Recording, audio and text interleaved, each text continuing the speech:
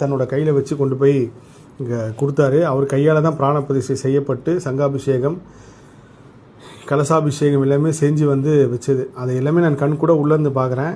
அந்த குருக்கள்கிட்ட கொடுக்குற வரைக்கும் தான் கார்த்திகேய முருகர் நம்ம முருகர், கொடுத்ததுக்கப்புறம் கார்த்திக் சுவாமி முருகர், அந்த கோயிலோட முருகர், அவர் கடைசி வரைக்கும் இருந்து பூஜை பண்ணிவிட்டு அதுக்கப்புறம் பிராண பிரதிஷ்டைலாம் முடிஞ்சு தீபார்த்தெல்லாம் முடிஞ்சு அப்போ முருகர் எங்கே வைக்கிறது அப்படின்னு சொல்லி ஒரு பெரிய கேள்வி எழும்பிச்சு. அந்த கோவிலோட குருக்கள்லாம் வந்திருந்தாங்க. ரவிசங்கர் சார் இருந்தார். அப்போ அவங்களுக்கு முருகப்பெருமான் கொடுத்த உத்தரவு என்னென்னா, கார்த்திக் சுவாமி கருவறை அங்கே இருக்கிற இடம் வந்து ரொம்ப பாதுகாப்பானது கிடையாது, அங்கே நைட்டு ட்ரெக்கிங்லாம் நிறைய பேர் வருவாங்க, நாங்கள் முருகர்கிட்ட உத்தரவை கேட்டு சொல்கிறோம் அப்படின்னு சொல்லிட்டு அப்புறம் அவங்க சொன்னாங்க, நீங்கள் அந்த கார்த்திக் சுவாமி கீழே படியில் ஒரு இடம் இருக்குது, அங்கே வந்ததுக்கப்புறம் தான் நீங்கள் மேலே வரணும், அதான் மெயின் இடம், அங்கே தான் எல்லா பூஜை புனஸ்காரம் 5 வேளை ஆகம விதிப்படி எல்லாம் நடக்குது. அப்புறம் அங்கேருந்து நெய்வேத்தியம் எல்லாம் போகும். இந்த இடத்துல வச்சுருந்து தமிழ்நாட்டில் இருந்தும் யார் வந்தாலும் இந்த முருகரை பார்த்துட்டு தான் மேலே கார்த்திக் சாமி முருகரை போய் பார்க்கணும் அப்படின்னு நாங்கள் போர்டு வைக்கிறோம். அது அந்த தகவலையும் தெரிவிக்கிறேன்னப்போ எனக்கு அந்த இடத்துல வந்து எனக்கு சொல்ல வார்த்தை இல்லை.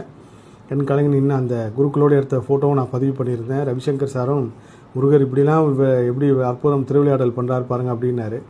ரொம்ப அற்புதமாக நடந்த நிகழ்ச்சி அது. தமிழ்நாட்டில் இந்த வருஷம் கிட்டத்தட்ட ஒரு 60-70 பேர் வந்தாங்க. அடுத்த வருஷம் நான் கார்த்திக் சுவாமி கோயிலுக்கு போகிறப்போ கண்டிப்பாக ஒரு 500 பேராவது தமிழ்நாட்டில் தன்னார்வமாக முருகரை பார்க்க வருவாங்கன்னு நம்புகிறேன்.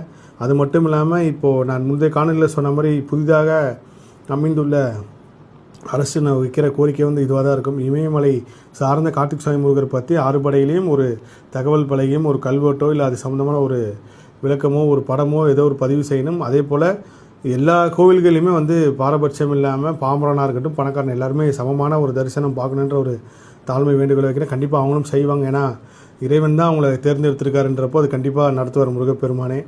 அதே போல் உத்தரகாண்ட் சுற்றுலா வளர்ச்சித்துறைக்கும் தமிழ்நாடு சுற்றுலா வளர்ச்சிக்கும் ஒரு பெரிய பந்தத்தை ஏற்படுத்தி இங்கே இருக்கிற மக்கள் கார்த்திக் சுவாமி கோயிலுக்கு ட்ரெயின் மூலயமாவோ இல்லை மற்ற வசதி மூலயமா போகிறதுக்கு ஒரு பெரிய வழிகாட்டுதல் உருவாக்கி தரணுன்ற ஒரு கோரிக்கை வைக்கிறேன். கார்த்திக் சுவாமி முருகர் இன்றைக்கி சாயங்காலம் கூட நான் வந்து அங்கே ஹோம் ஸ்டே தம்பி ஒருத்தர் இருக்கார் பிரியன்னு சொல்லி என்னோட காணொலியில் பார்த்துருப்பீங்க. அவர் கூடயே வந்திருப்பார்.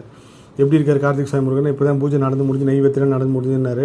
நான் வந்து இந்த 2025 எண்டில் அப்படி இல்லைன்னா 2026 ஜனவரியில் கார்த்திக் சுவாமி முருகரை போய் பார்க்கணும்னு எனக்கு தியானத்தில் வந்த உத்தரவு. அது நான் ஒரு காணொலி கூட பதிவு செஞ்சுருந்தேன். ஃபுல்லாக பனி காலத்தில் எப்படி இருக்குன்னு சொல்லிட்டு. கண்டிப்பாக அந்த இடத்துக்கு போகிறேன், நல்லபடியாக போயிட்டு வருவேன். ஏன்னா நான் போகிறேன்னு சொன்னாலே நிறைய எனக்கு நம்ம மேலே பாசம் இருக்கிற முருக சொன்னால அப்படி சொல்லாதீங்கன்னா போயிட்டு வரேன்னு சொல்லுங்கன்னு சொல்லுவாங்க.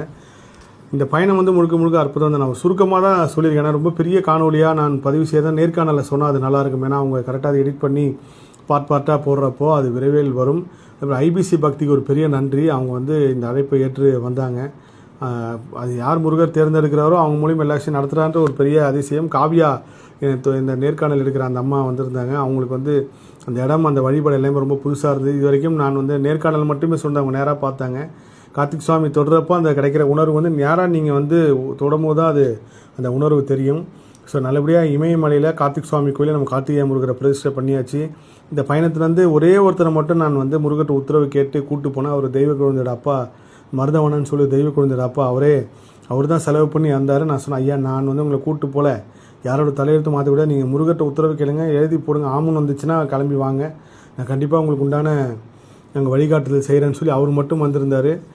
என் சார்பாக வந்தது அவர் தான். அப்புறம் என்னோட உதவியாளர். ஆனால் தமிழ்நாட்டிலேருந்து இந்த வாட்டி நிறைய பேர் வந்திருந்தாங்க. நான் புதுசாக பார்த்தாது. இதுக்கப்புறம் 2026 முடிஞ்சதுக்கப்புறம்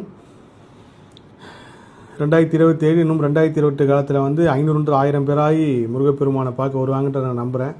எல்லாமே அற்புதம் அதிசயம் இந்த பயணத்தில். எல்லாமே சொல்லிட்டேன். இன்னும் ஒரே ஒரு காணொலி வந்து நான் பதிவு செய்கிறேன். பத்ரிநாத் கோவிலுக்கும் ஏற்கனவே நடந்த ஒரு விஷயமும் எப்படியெல்லாம் இறைவன் நடத்தினார், இந்த இயற்கையை நம்ம எப்படி அதோட வழிகாட்டிலே ஆசீர்வாதத்தில் போகணுன்றது வந்து என்னோட கர்மாராய்ச்சி சொன்னதை நான் அடுத்த காணொலியில் பதிவு செய்கிறேன். எல்லா புகழும் முருகனுக்கே. மீண்டும் ஒரு முறை உலகம் ஃபுல்லாக இருக்கிற முருக சொந்தங்களுக்கு நன்றி. நான் ஒரு தனியாளாவோ இல்லை ஒரு தனிப்பட்ட ஒரு செயலாவோ இந்த செயல் நடக்கலை. உங்களோட அன்பு ஆசீர்வாதம். நம்ம முருகரை இங்கே கொண்டாடுறோம். அதே மாதிரி அங்கே கார்த்திகேய முருகரை கொண்டாடுறாங்க. கார்த்திகேய முருகரை வச்சு அங்கே இருக்கிற அந்த வட இந்தியா சார்ந்த சோஷியல் மீடியா இன்ஃப்ளூயன்ஸ்லாம் அப்படி முருகரை வீடியோலாம் எடுத்து போஸ்ட் போட்டிருக்காங்க. இது எல்லாமே நான் ஒன்று ஒன்றா கேட்டு பதிவு செய்கிறேன். வாழ்நாளில் முருக சொந்தங்கள் உலகம் ஃபுல்லாக இருக்கிற முருக பக்தர்கள் ஒரு தடையாவது போகணும் இந்த கோயிலுக்கு நினைங்க. கண்டிப்பாக முருகர் கூப்பிட்டு போவார். எல்லா புகழும் முருகனுக்கே. நன்றி.